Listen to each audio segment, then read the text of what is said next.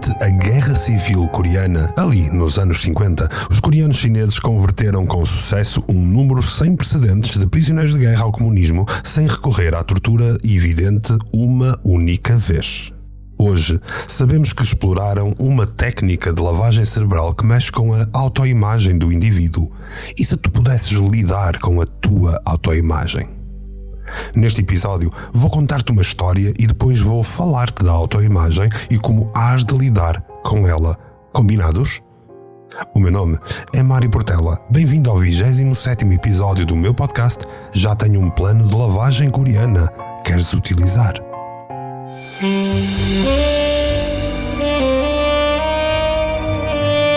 Quem cala, consente. Podcast por Mário Portela.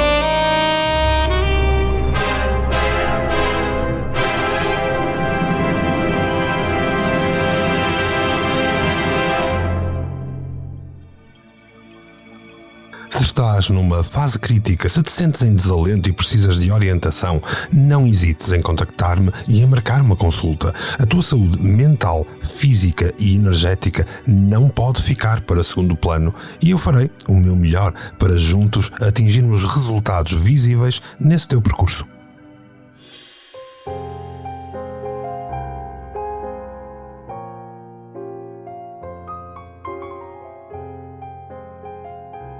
Um dia, ele acordou num país povoado quase inteiramente por gigantes. No início, ficou sem dúvida aterrorizado. Ficaria mais ao longo do tempo. E a onda de ruídos ensurdecedores e um sentimento de vertigem desconfortável naquele momento iam acompanhá-lo durante a vida inteira. Ao fim de um tempo, ele ia perceber que muitos dos gigantes pareciam amigáveis e que um gigante ou dois em especial estava particularmente interessado na sua segurança, no seu bem-estar. Depois, a certo dia, por nenhuma razão especial, o gigante em quem tinha aprendido a confiar gritava com ele, ameaçava-o ou até mesmo lhe chegava a bater. Como poderá alguma vez voltar a sentir-se seguro nesta terra de gigantes? Devem existir algumas leis nesta terra, devem existir regras, devem existir formas para que se possa aprender a viver e a sobreviver neste mundo dos gigantes. Dias mais tarde, encontrou outras pessoas pequenas, outras pessoas do mesmo tamanho. Pareciam-se com ele, e na companhia destas outras pessoas, ele sentia-se instantaneamente mais seguro. Algumas destas pessoas afirmavam conhecer as leis da terra e partilharam-nas com ele. E ele foi aprendendo a viver naquela terra de gigantes graças às outras pessoas pequenas, graças à comparação. Infelizmente, os gigantes faziam com que as pessoas pequenas competissem entre elas e as regras por vezes eram subvertidas.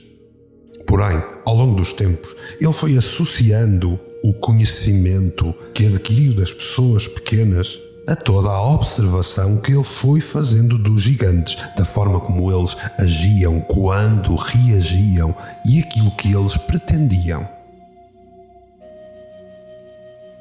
Aos poucos, foi ouvindo os ensinamentos tanto das pessoas pequenas, mas principalmente das pessoas grandes, dos gigantes.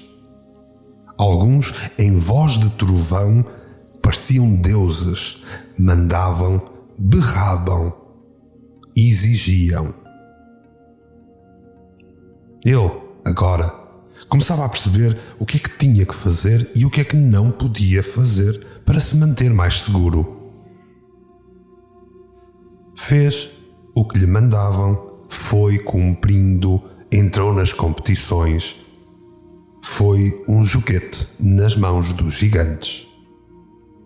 Foi então mais fácil para ele colaborar. Vá, não chores, ele ouvia. Vá, não lutes, ele ouvia.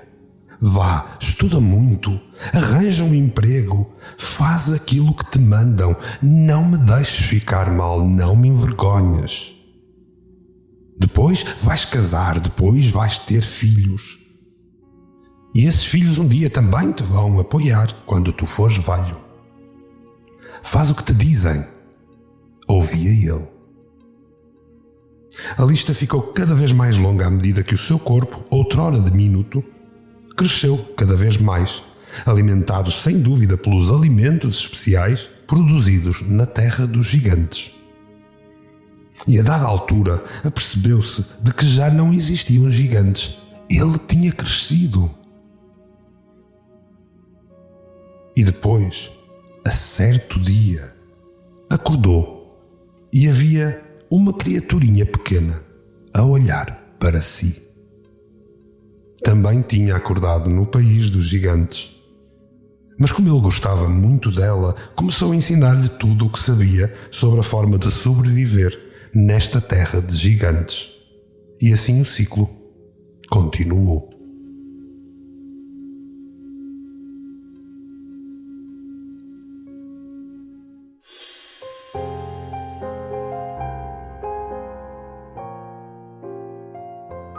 A autoimagem. Já falamos antes no nosso podcast Quem Cala Consente, em vários episódios, como a nossa perspectiva adulterada cognitiva das situações é rainha de todas as nossas opiniões, decisões e até dos nossos problemas e obstáculos. Já falamos que antes de fazermos seja o que for, comparamos, fazemos uma série de coisas que está mesmo dependente da nossa perspectiva das coisas. A tua autoimagem é a forma como tu te vês na tua própria imaginação. A razão pela qual a tua autoimagem é tão poderosa é porque no teu comportamento quase nunca se vai notar um desvio deste mapa que é interno, é teu. Funciona como uma espécie de profecia que se realiza por si mesma, dizendo-te como te deves comportar, como deves agir, como podes ser no dia-a-dia para seres coerente contigo face ao tipo de pessoa que tu julgas que és. No entanto, muitas pessoas nem sequer se apercebem que têm uma imagem de si mesmos até olharem para essa mesma imagem. A autoimagem é de facto muito importante.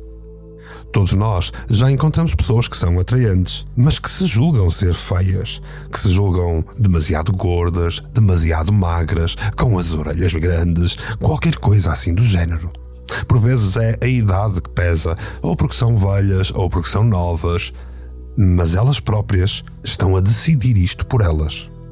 Se acreditas verdadeiramente que não és bonito, vais inconscientemente sabotar qualquer tentativa para fazer com que pareças atraente. Se acreditas verdadeiramente que és velho, então certamente acreditarás nisso e rapidamente a tua mente, a tua energia e o teu corpo seguirá o que tu acreditas.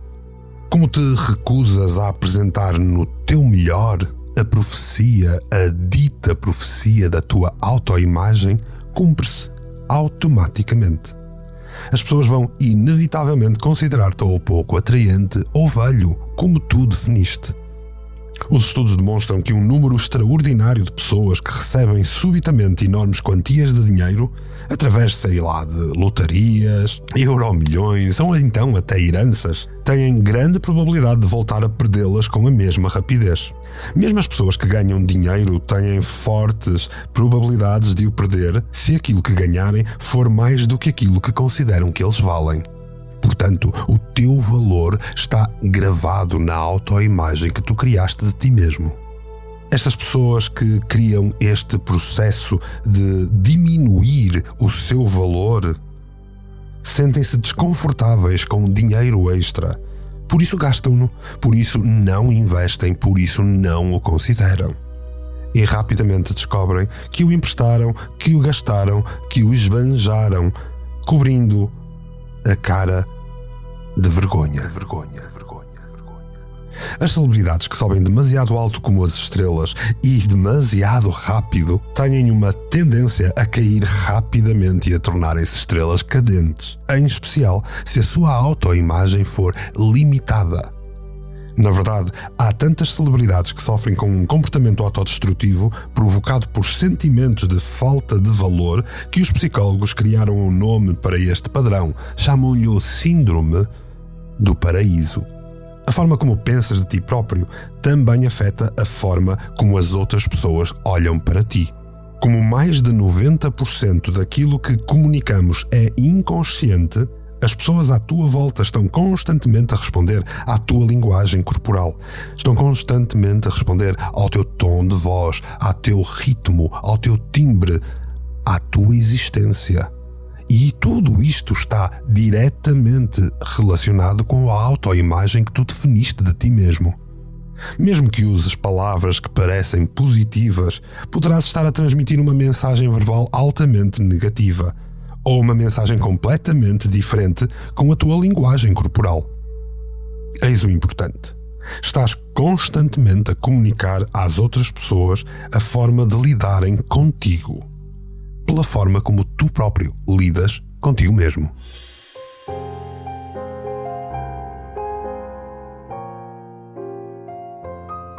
O sucesso e a autoimagem. Infelizmente, sabemos que cada fracasso reforça a profecia autorrealizada da imagem negativa de ti mesmo, mas que os teus sucessos externos raramente mudam esta imagem para melhor. Por mais coisas que tenhas exteriormente, não interessa. Ou podes ter uma casa maior, um carro melhor, mais dinheiro. Isso não irá satisfazer-te se não te sentires já confortável contigo mesmo no teu interior, se não definires o teu valor.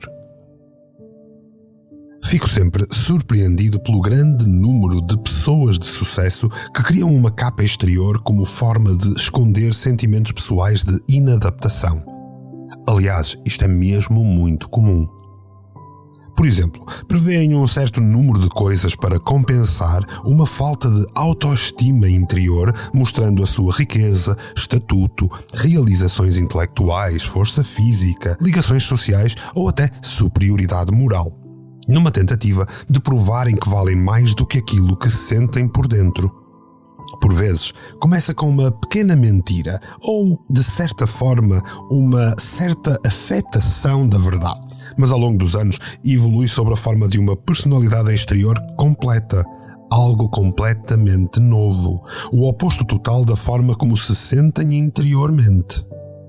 Sentem-se continuamente fraudes, sentem-se continuamente mal, temendo serem descobertas e com medo de perderem tudo o que conquistaram. Na verdade, muitas pessoas odeiam a si mesmas secretamente, e isto nem é preciso serem pessoas de sucesso. E se tu te odeias secretamente, se calhar está na altura de mudares a tua autoimagem. Chama-se a isto a lei da compensação da autoimagem. No entanto, esta lei da compensação da autoimagem não é completamente um problema exclusivo de gente de sucesso, tal como deves imaginar.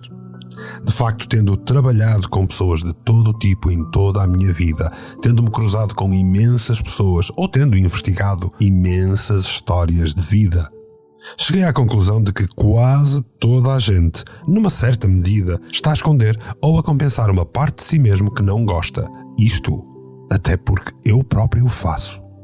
E para lidar com isso, o ideal é criar uma autoimagem funcional que não se baseie num erro, porque aquilo que tu achas de ti vai se realizar na opinião dos outros também.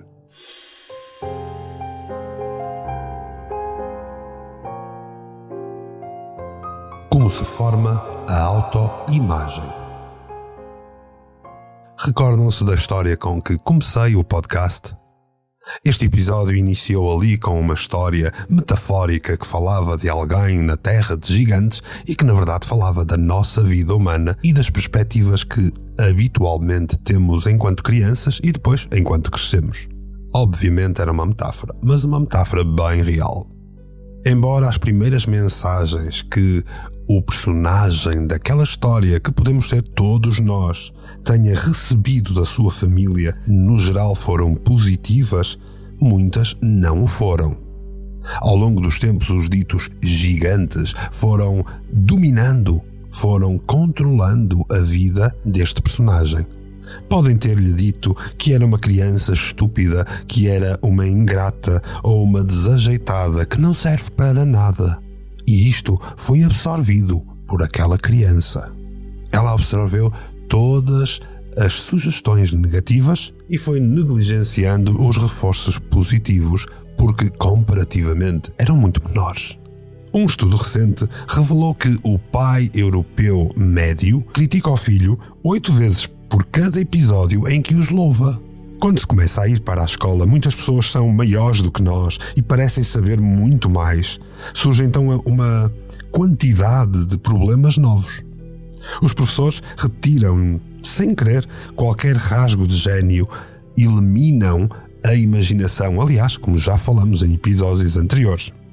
A criança fica moldada. As suas qualidades infantis de espontaneidade, de imaginação, são dissipadas nesta corrida de se tornar um adulto o mais rapidamente possível neste ensino industrial e comercial em que vivemos.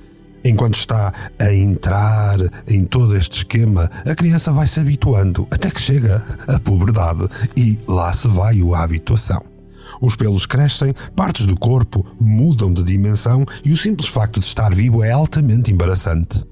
E depois, claro que há pessoas à sua volta com fraca autoestima que o vão minar subrepticiamente para se sentirem melhor. O problema é que estas pessoas sentem-se cada vez melhor minando os outros, mas a nossa criança, o nosso sujeito, o nosso personagem está cada vez pior e a sua autoimagem está a ser gravada, registada.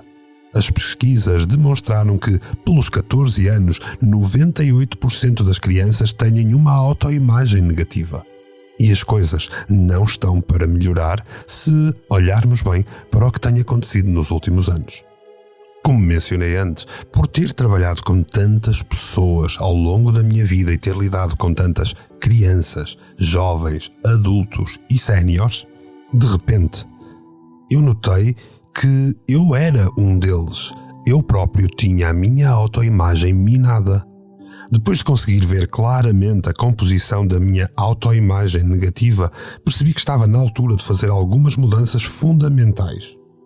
Já tinha tomado a decisão de assumir responsabilidade pela minha vida, por isso bastava um pequeno passo a partir daí para assumir a responsabilidade pela forma como escolhia ver-me a mim mesmo.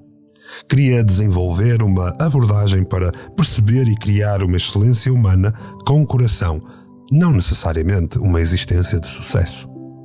Claro que quando falo de coração, falo de humanidade, falo de realização, falo de autoestima, falo de autoimagem positiva.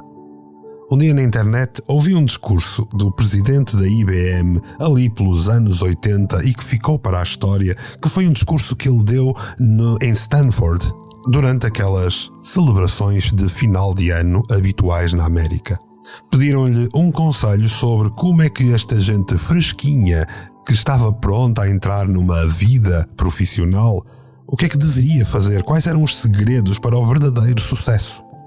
E quando aqueles jovens com mentes ansiosas esticaram o pescoço para ouvirem bem quais eram os conselhos de John Opel, Opel apenas disse: "Não finjam nada." Fez uma pausa, depois observou a postura das pessoas na sala e depois, com grande paixão, disse: "A sério, não se finge, isso é um erro." A sala explodiu em gargalhadas. Continuou então Opel dizendo que somos todos suficientemente inteligentes e hábeis para fingir o sucesso, sair-nos bem na vida. Todos nós conseguimos fazer isso, mas se não acreditarmos nisso, nunca se vai manter. Se permitirmos que a nossa fé esteja minada por nós próprios, a nossa autoconfiança vai desaparecer. O nosso respeito desaparece também, obviamente porque a autoestima está em baixo. Então, a lição-chave deste podcast, deste episódio, será: a razão pela qual ainda não estás a viver a vida dos teus sonhos é porque estás a gastar muito tempo, muita energia a esconder a tua autoimagem negativa do mundo. Se calhar está na altura de mudares a tua imagem. Se calhar Está na altura de mudares o que é que tu achas de ti. Diz o brocardo popular que a quem muda, Deus ajuda. Como sabem, eu não tenho grandes ligações divinas, mas posso assegurar-vos que a quem muda, o eu ajuda. Por isso, muda. Muda de vida se tu não vives satisfeito. Muda de vida, estás sempre a tempo de mudar. Muda de vida, não deves viver contrafeito. Muda de vida, se a vida em ti ela te gera. Muda de vida se tu não vives satisfeito. Muda de vida, estás sempre a tempo de mudar.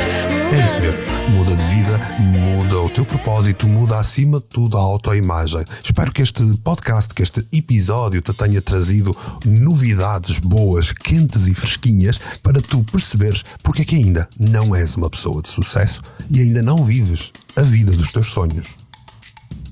De uma forma ou de outra, no próximo episódio eu vou trazer-te um exercício meditativo de programação neurolinguística onde iremos trabalhar o eu, a autodescoberta e também criar uma melhor autoimagem. Ansioso? Então não percas o próximo episódio de Quem Cala Consente. Entretanto, se algum dia fraquejares, já sabes, podes contar comigo porque é para isso que aqui estou a partilhar uma vez mais a continuação de um plano para tu viveres em pleno. É por aí estares que eu te estendo o meu mais profundo e sincero agradecimento, assim, polvilhado com um sorriso. Não te esqueças de partilhar este podcast e permitir que outros tenham acesso a esta mensagem de encorajamento, a esta descoberta da autoimagem. De resto, já de seguida vais comentar nas redes sociais, certo? Vais dizer-me de ti, vais contactar-me, vais fazer-me perguntas. Até porque quem cala, consente.